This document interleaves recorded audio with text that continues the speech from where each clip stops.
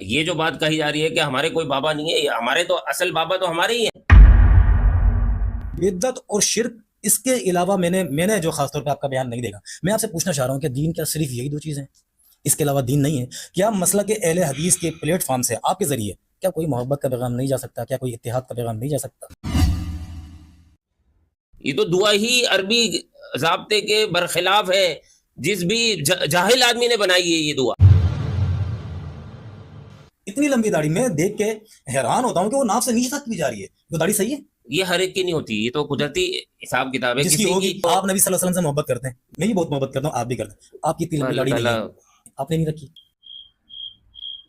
صحابی سے یہ عمل ملتا ہے کہ انہوں نے حج کے موقع پہ اتنی کاٹی، تو سر میں یہ جاننا چاہ رہا ہوں کہ کیا صحابہ اکرام سے زیادہ سمجھتے ہیں دین کو اہل حدیث؟